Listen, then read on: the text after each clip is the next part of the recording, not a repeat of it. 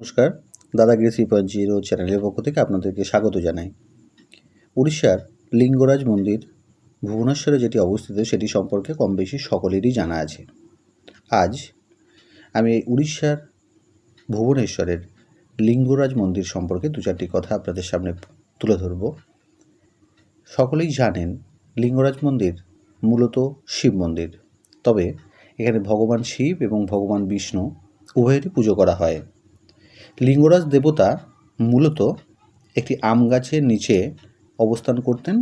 সত্য এবং ত্রেতা যুগে এই দেবতাকে লিঙ্গম রূপে দেখা যায়নি, কিন্তু অবিশ্বাস্যভাবে দাপর এবং কলিতে ভগবান লিঙ্গ রূপে আবির্ভাব হন এবং মনে করা হয় এটি একটি প্রাকৃতিক পদ্ধতিতে এটি আবির্ভূত হন এবং সেটি একটি শক্তির উপর প্রতিষ্ঠিত।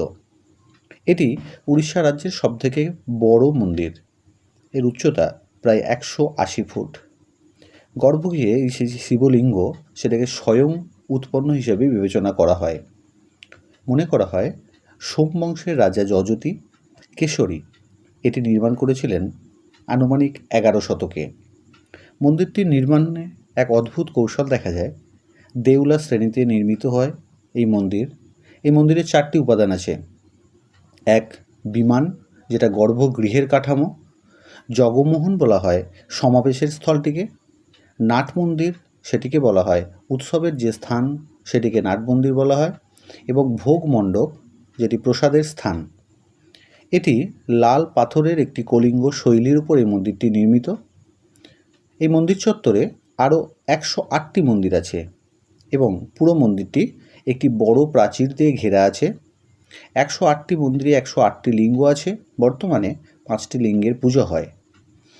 বর্তমানে লিঙ্গরাজ মন্দির টেম্পল ট্রাস্ট বোর্ড এবং আর্কিওলজিক্যাল সার্ভে অফ ইন্ডিয়া দ্বারা রক্ষণাবেক্ষণ করা হয়। এই মন্দিরের বিশেষ বৈশিষ্ট্য হল মন্দিরটি অহিন্দুদের জন্য উন্মুক্ত নয়। যখন লর্ড কার্জন বাংলার গভর্নর জেনারেল ছিলেন তখন তিনি এই মন্দিরে একবার আসেন। তখন এই মন্দিরের প্রাচীরের গায়ে একটি উচ্চ প্ল্যাটফর্ম করা হয়, যেখান থেকে এই মন্দিরের বহিরাঙ্গন ভালো করে দেখা যায়। সেই উচ্চ প্রাচীর এখনও বর্তমান, যেখান থেকে বিভিন্ন রকমভাবে ছবি তোলা যায়। এই লিঙ্গটির প্রায় ব্যাস এবং উচ্চতা দুটি 8 ফুট করে।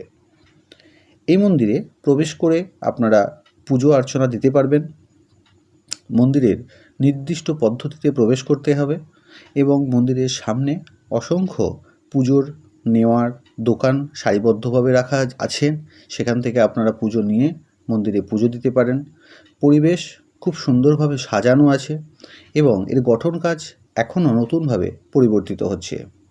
যদি আপনাদের এই ভিডিওটি ভালো লাগে তাহলে ভিডিওটিকে লাইক করবেন, শেয়ার করবেন, সাবস্ক্রাইব করবেন। ভালো থাকবেন সকলকে দাদাগিরি 3.0 চ্যানেলের পক্ষ থেকে ধন্যবাদ জানিয়ে আজকের ভিডিও শেষ করলাম। নমস্কার।